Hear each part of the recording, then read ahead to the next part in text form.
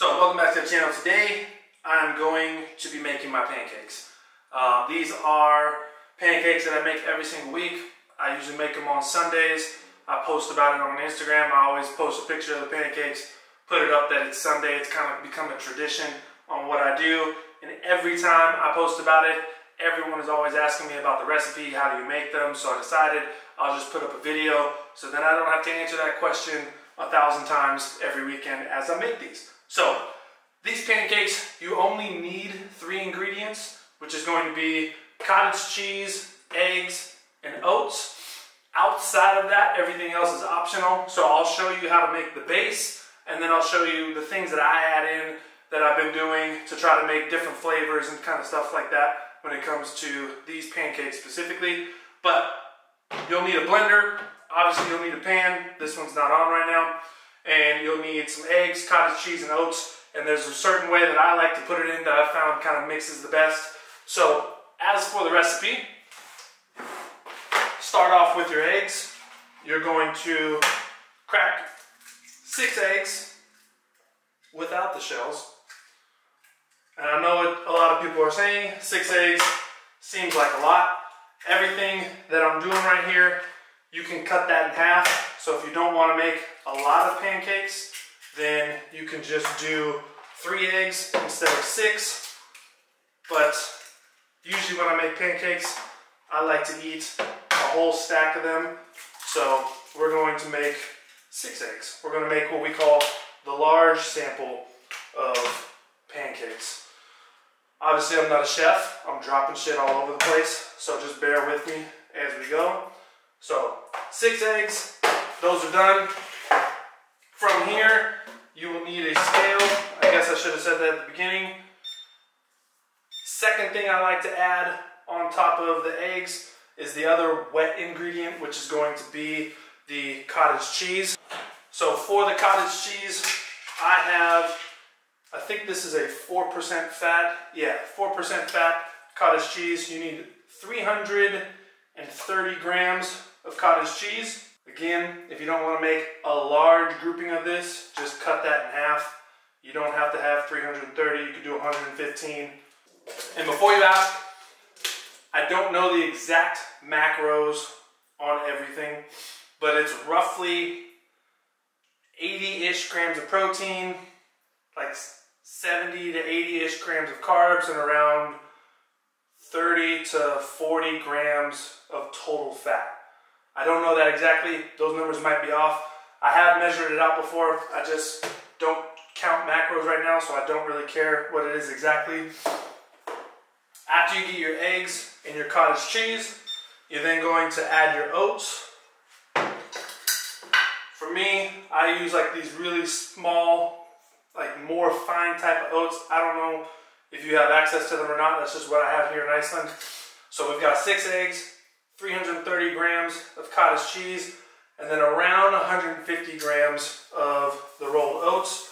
If you're watching your carbs, you could go a little bit less. You need at least probably about 120 grams if you want that consistency to come out to make a good mix. So we'll do 145. That's good enough for me. Now from here, this is all you need in order to make these pancakes. You don't have to add anything else to it. You can just blend that up. It makes a good batter, throw it onto the pan, and then you're done. I like to start adding some stuff in to give it a little bit more flavor, but those are the 3 ingredients that you have to have in order to make this. What I like to do from here is add a little bit of cinnamon. I feel like cinnamon gives it a nice little flavor, especially when you eat these as often as I do. Sometimes you just want to change it up a little bit and not have the same taste every single week. After the cinnamon, I like to add in a little bit of Himalayan salt. That's about good. I don't necessarily measure these out. And then what I like to do to kind of give it a little bit extra flavor is choose some sort of a protein powder that you like. I've done chocolate before, I've done peanut butter, I've done vanilla, I've even done like strawberry and apple. My favorite is just using vanilla. Chocolate, for whatever reason, makes the cooking a little bit different, so they have a tendency to come out a little bit darker. Almost, I feel like they cook a little faster, so it ends up burning it. I like to use vanilla. Generally, I would recommend just doing 1 scoop. If you put too much of the whey protein in there, then it makes the consistency a little bit more liquidy. So sometimes you gotta add more oats to kind of thicken it back up. But that's it right there. So from here, turn the pan on. My pan, it goes up to 9. I put it at about a 6 or 7 when I'm gonna be making these. Blend this up really well.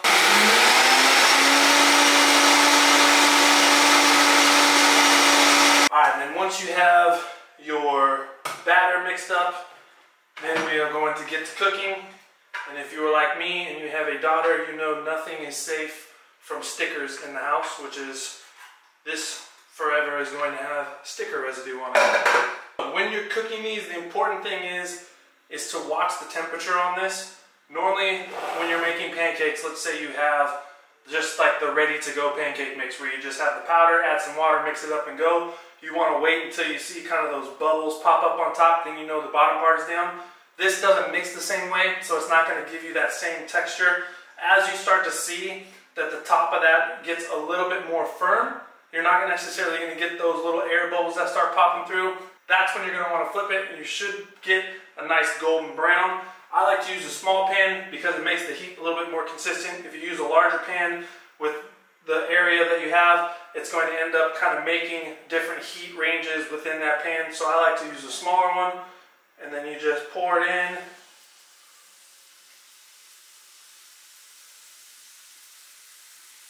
So as you can see, pancake is on there.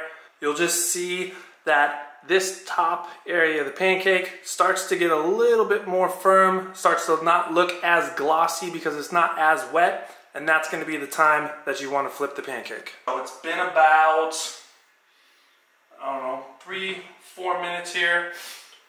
Starting to get a little bit of bubbles, which is fine, so I'm going to flip this and boom, golden brown every single time. Once you flip the pancake, it kind of puffs up. I like to squish it down a little bit. The way that I know that the bottom part has finished is I have a non-stick pan here that works really well. My neighbors are building something downstairs. Okay. Once you get to the point where you can kind of easily slide this thing around onto the pan, bottom part should be done. If you want, you can flip it over, look. Looks pretty good to me. Pancakes are done. So, I make a lot of pancakes because I usually eat this one time a week. When I do it, I like to go ham on the pancakes. So this size here, as you can see, smaller than my hand, this will make about 8 of those. If you want, you could do half the recipe, like I said, 3 eggs, 115 grams of cottage cheese, and then like 75 grams of oats, and you'll get about 4 of those. Sometimes I'll even make these on a Sunday, make a lot of them, and then use that as kind of like a meal prep throughout the week and have a couple pancakes every morning if I want to do that. But that's the recipe. That's how you can cook them, and then they taste pretty amazing. So, appreciate you guys watching the video. Make sure to like and subscribe, and we'll be back in another video next time.